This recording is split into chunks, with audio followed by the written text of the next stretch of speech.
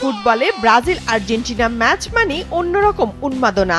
26শে March এমন লড়াইয়ে দেখা যাবে না দু দলের দুই বড় তারকা লিওনেল মেসি ও নেইমারকে। কিছুদিন ধরে পায়ের ইনজুরিতে ভুগছিলেন মেসি, যে কারণে ইন্টার মায়ামির হয়ে 2 ম্যাচে তাকে খেলাননি কোচ।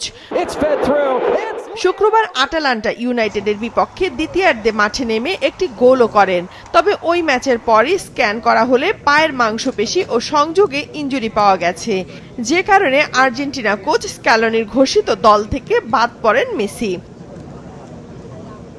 শুধু মেসিই নয়, ইনজুরির কারণে ছিটকে গেছেন forward Paulo Dybala, Gonzalo Montiel, Giovani Lo Celso ও ডিফেন্ডার লিসান্দ্রো মার্টিনেজ।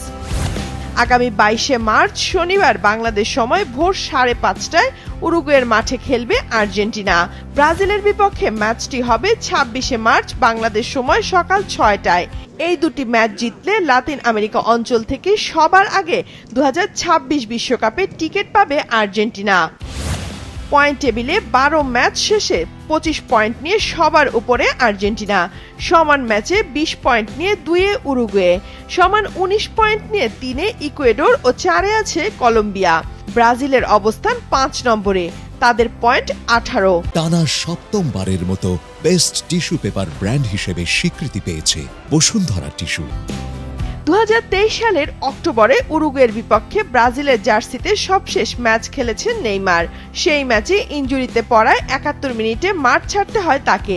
সম্প্রতি সান্তোসের হয়ে ছন্দে ফেরায় সমর্থকরাও প্রত্যাশায় ছিলেন জাতীয় দলের জার্সিতে ফিরছেন নেইমার, কিন্তু 2রা মার্চ আবারও ইনজুরিতে পড়ায় অপেক্ষা আরও বাড়ল।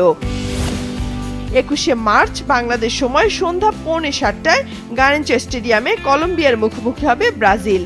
পরের ম্যাচ বুয়েনোস আইরেসে আর্জেন্টিনার বিপক্ষে 26শে মার্চ। এদিকে ক্রিস্টিয়ানো রোনালদো ভক্তদের অপেক্ষার অবসান হচ্ছে। উয়েফা নেশনস লিগের কোয়ার্টার ফাইনালে ডেনমার্কের বিপক্ষে প্রথম লেগের ম্যাচে দেখা যাবে রোনালদোকে। আগামী 20শে মার্চ দিবাগত রাত 1:45টায় হবে দুদলের ম্যাচ। এর 3 দিন পর 23শে মার্চ দিবাগত রাত 1:45টায় দ্বিতীয় লেগে মুখোমুখি হবে পর্তুগাল ও ডেনমার্ক। জাতীয় দলের জার্সিতে রোনালদো সবশেষ ম্যাচ খেলেছেন 2024 সালের 16ই নভেম্বর পোল্যান্ডের বিপক্ষে। সেই ম্যাচে 2 গোল করেন তিনি। এরপর ক্রোয়েশিয়ার বিপক্ষে CR7কে বিশ্রামে রাখেন কোচ।